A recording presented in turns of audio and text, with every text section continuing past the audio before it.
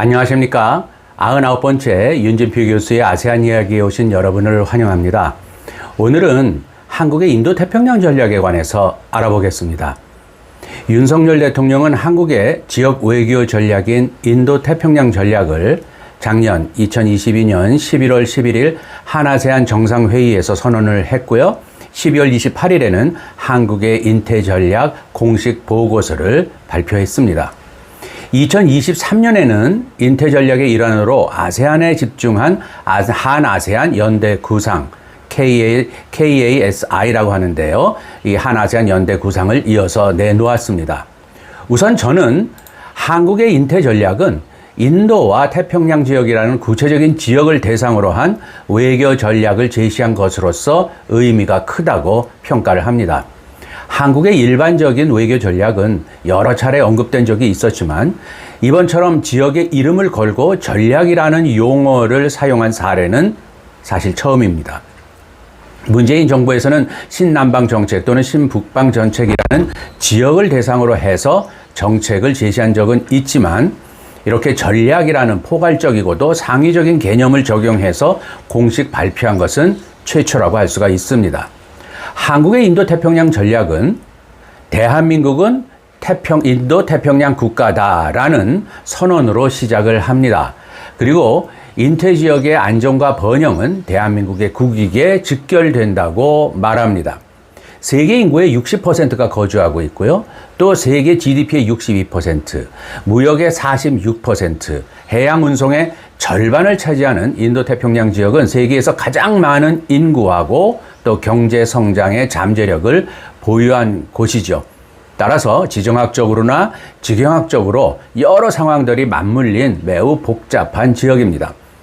우리 대한민국은요, 원유 수송의 90% 이상하고 또 우리 수출입 물량의 30% 이상이 말라카 해협하고 또 남중국해를 통과하고 있죠. 이로써 이 지역은요, 이 지역과 관련된 해양 안보 문제는 우리 대한민국의 국익과도 직결되어 있습니다. 인도태평양이라는 지역 개념은 요약하자면 태평양과 인도양이라고 하는 이 두 대양에 걸쳐 있는 지역을 얘기한다고 보시면 됩니다. 이러한 한국의 인도태평양 전략은요, 이 지역에서의 자유, 또 평화, 번영이라는 세 가지 비전을 제시하면서 또 관여와 협력을 증대해 나가겠다고 공표했습니다. 첫째로 자유민주주의 국가를 키워온 한국은 자유로운 인태지역을 지향을 하는데 이를 위해서 자유, 민주주의, 또 법치주의, 인권 같은 인류의 그 보편적 가치에 기초한 규칙 기반 질서를 강화하는 노력을 표명했습니다. 그리고 둘째, 분쟁과 무역 충돌 방지를 위해서 대화를 통해서 평화적인 해결을 지향을 하면서요, 전통과 비전통 안보 분야를 망라한 포괄적인 협력을 강화하겠다고 했습니다. 셋째는요, 인태지역 공동 번영을 위해서 노력을 하는데 이를 위해서는 개방적이고도 공정한 경제 질서를 구축하는 데 기여하겠다고 했습니다. 그리고 포용, 신뢰, 호혜라는 이 3대 협력 원칙 하에서 인태 전략을 이행해 나갈 것이라고 선언을 했는데요. 포용은 특정 국가를 겨냥하거나 배제하지 않는 포용적인 구상이라는 것이고요. 또 신뢰는 공고한 상호 신뢰를 기반한 협력 관계를 추구하겠다. 그리고 호혜는 모든 당사자들을 이롭게 하는 관여가 가장 지속적이고 효과적이라는 인식하에 상호 이익이 되는 협력을 추구한다는 것을 의미합니다. 한국의 인태전략의 지역적인 범위는요, 미국, 일본, 중국을 포함한 소위 북태평양 지역, 그 다음에 아세안을 포함을 하고 있는 동남아시아 지역, 그 다음에 인도, 파키스탄 등을 포함한 남아시아 지역, 그 다음에 호주하고요, 태평양 도서국가들을 포함하는 오세아니아, 그리고 인도양 연안에 있는 아프리카가 포함되고 있습니다. 여기에 인태지역과 관련이 크다고 하면서 영국, 프랑스, 독일 등의 소위 유럽하고요. 그 다음에 태평양의 동쪽에 있는 멕시코, 칠레 등 중남미 지역까지 넣고 있습니다. 사실 이 정확한 지리적인 범위를 좀 생각을 한다면 약간 고개가 갸우뚱거려지는 감이 없진 않습니다. 그렇지만 일단 인도 태평양 지역을 포괄하겠다는 뜻으로 받아들이면 될 것 같습니다. 사실 인도태평양 전략이라는 말은요, 우리 한국이 만든 개념은 아닙니다. 이미 영내외에 주요 국가들이 독자적으로 인태 전략을 제시를 했고요. 또 관여를 적극적으로 확대하고 있는 중입니다. 제가 조사를 해보니까 미국, 일본, 또 호주, 유럽연합 등등 거의 40개 국가들이 이미 인도태평양 지역 개념을 사용을 해서 여러 형태의 전략을 발표했더라고요. 전략이라는 말 외에 뭐 시각이다 또는 관점이다, 전망이다, 구상, 정책 등등 다양한 용어를 사용하고 있습니다. 제가 지난 영상에서 이미 설명드렸듯이 일본의 아베 총리가 제기했었던 인도 태평양 지역 개념을 미국이 받아들이면서 현재 인태 전략이라는 외교 전략 개념이 전 세계적으로 유행처럼 번지게 되었습니다. 그리고 이런 배경은요, 1대1로 구상을 내건 중국 시진핑 국가주석의 외교 전략에 대한 대항 성격이 짙다는 점을 부인할 수는 없습니다. 이와 관련해서는 앞선 중국의 1대1로 구상과 또 미국의 인태 전략이라는 저의 영상을 좀 참고해 주시면 좋겠습니다. 미국과 중국의 이 전략적 패권 경쟁이 불러온 세계 외교의 장이 인도 태평양 지역에서 불붙고 있고, 또 여기에 한국의 윤석열 정부가 그동안의 전략적인 모호성보다는 이젠 전략적인 좀 확실성을 갖고 본격적으로 대응하기 시작한 것이 한국의 인태 전략이라고 보시면 될 것 같습니다. 한국의 인태 전략은 자유롭고 평화로우며 번영하는 인태 지역을 실현하기 위해서 9개의 구체적인 중점 추진 과제를 제시하고 있는데요. 보시는 것이 규범과 규칙에 기반한 인태 지역 질서 구축부터 또 상호 이해와 교류 증진까지 9개 과제의 제목들이 있습니다. 세부적인 이행 계획은 앞으로 더욱 발전시키겠다고 언급한 상태고요. 중점 추진 과제를 보면 균형과 규칙 기반 질서 구축, 또 법치주의와 인권 증진, 비확산 대테러 협력, 포괄 안보 협력 확대 등 주로 외교 안보 관련한 과제가 4개나 제시가 되면서 윤석열 정부가 과거 경제 투자라든지 또는 교류 협력 또는 이런 확대에 중점을 두던 문재인 정부에 비해서는 훨씬 정치 외교적인 이슈를 전면에서 다루겠다는 방향 변화를 보여주고 있습니다.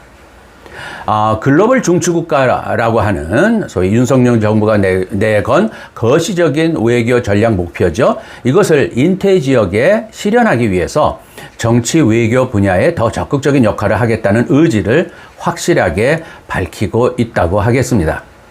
저는 윤석열 정부의 인태 전략의 목표는 전반적으로 정확하게 제시되었고 또 논쟁의 여지는 있지만 이념적 측면에서 한국의 국가 정체성을 바탕으로 해서 그런 방향성도 보다 명확하게 잡았다고 평가를 하고 싶습니다. 그렇지만 향후 인태 전략의 효율적인 실행을 위해서는 몇 가지 제가 생각하는 비판적인 평가하고 제안을 좀 하고자 합니다.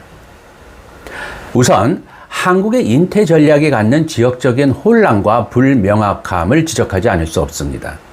인도양과 태평양 지역은 정말 넓고도 광활한 지역이죠.